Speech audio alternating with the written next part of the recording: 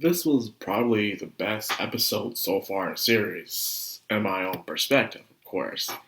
I really enjoyed it. Like, we were introduced to this character, two characters, for one episode.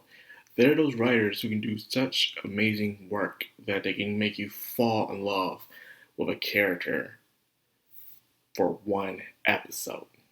And this was definitely one of those writers right here. It was amazing how it was. Before I drift off topic, let's just tell me about the entire theme of this episode, in my opinion. You can't save those who don't want to be saved. When someone with a hero complex believes they must save everyone in front of them, they believe they have to save those who have been rejected. It happens a lot, actually. Those who do not like where they were before. There's even some manga stories I read where a girl got kidnapped and she didn't want to go back home because she came from an abusive family. And there are those who didn't feel like they belonged where they were before, and now they're somewhere else that they fit in. That's just how life works sometimes. It's not black and white, it's gray. And I've said this tons of times in my videos before.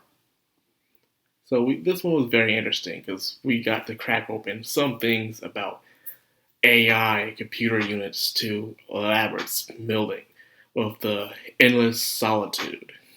Endless solitude might be, for most people, a crazy thing, but some it's the perfect heaven. It determines on the person's life experience. And with this, there are four girls who are having a little interview with a USA, it's like a magical AI computer unit that's able to think for itself and once was being controlled by the wings of Magia. However, she was telling us the rules of the endless solitude. You jump off a Pacific tower, and you enter there. At the same time, someone else can also leave. This reminds me of that one stand from JoJo Part 4, Diamonds Unbreakable, called Flytrap, where it's on a radio tower, and one person leaves, well, for one person to leave, one must enter. And that person who enters and the person who leaves cannot leave until the same thing happens again. So I'm guessing this is how it's like. Like, okay, that's interesting, It's not like JoJo the first one to come up with it, but it's still interesting nonetheless. That's a little reference. And with that fact out of the way, we got to see Sana, the girl who was trapped inside, well, I won't say trapped, inside endless solitude her entire life. Her mother married into a new family. She was part of this family, but however, everyone else in the family was better than her at everything, was studying, school, probably athletics, and all other stuff, and she felt out. Pretty much the family pushed her out of it, and the mom was not having her back whatsoever. Fortunately, there are parents who do this, and it really sucks, and I can't stand it. And with that being said, she felt like she fit in anywhere in the real world until she made a wish, which became a magical girl, where she wished that she would be invisible. Her wish came true. She was invisible, but even then, she was still lonely. She couldn't stand being around people, but yet not able to contact with them. So her wish became a contradiction to herself. However, she heard a rumor about endless solitude, and that rumor she decided to go take a chance. There she met a very interesting AI. And that AI seems to have a very interesting past that they didn't really dwell on that much, but apparently this AI was a failure that even caused some wars. So you can tell it was a very dangerous, used to be dangerous computer unit. The fact that it was able to cause wars in the past, like, dang.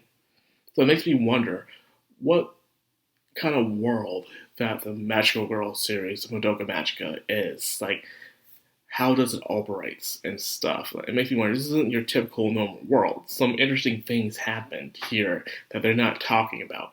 I mean, like in Girls and Panzers, where there's no more war because of some treaty, and if there is any more war, something bad will happen. So I wish stories like this will, dwell more on the world building stuff, about how this world came to be, but that's not what this video is about. Anyways, she was interested in Sana because Sana didn't freak out like most people who wish to leave the place, but instead Sana welcomed the solitude. She welcomed the solitude along with her new friend she called AI. And they had many adventures for like over a month of adventures. This is enjoying each other's company.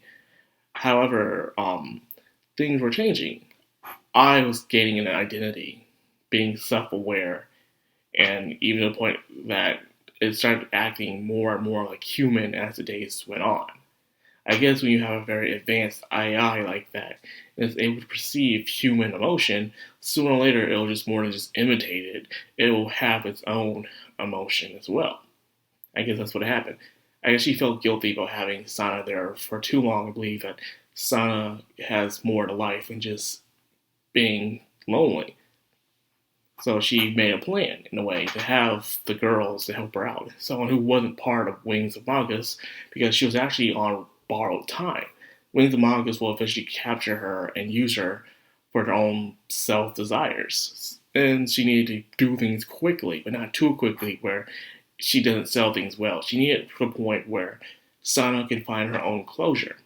Find closure to move on and look towards the future, despite how unknown it may be.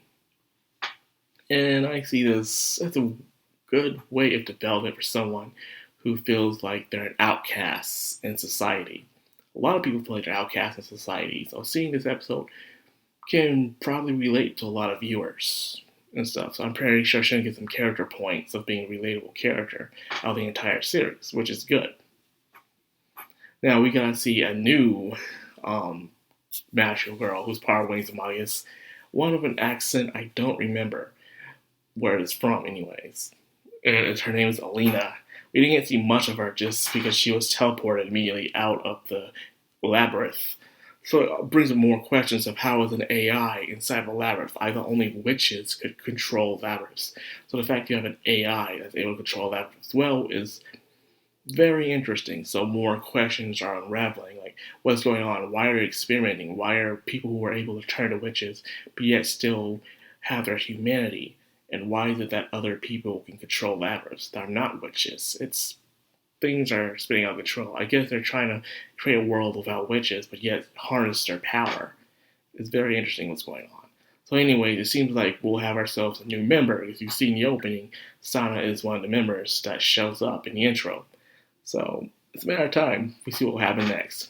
This was a very good episode. Like I said, it's definitely my most favorite of the entire series. The other ones were good too, but this one was the best. And it's surprising because I was able to really gas me within just one episode of that character. It was very good. I guess because I was very focused on it, and it didn't BS around. It didn't do anything. It was unnecessary. It had a story to tell, and it did it in a very good way. And therefore, that's all you can really ask out of a reader sometimes, is have a very simplistic story. You don't need all this extra stuff into it. Just need simple stuff. And because of that, it was great. I enjoyed it. But probably won't get something like that for a while, I'm guessing, because it's not so often we get that character-driven episode like this. So anyway, that's pretty much all I got for that. It intrigued me. I was interested, and I hope you guys were too. So with that, I'll end the review. It's a very awesome, tackler episode. So if you like what I do and enjoy my channel, love my content, like, comment, subscribe, and of course, hit that bell icon. This has been Madcrownxox on Anime, signing out.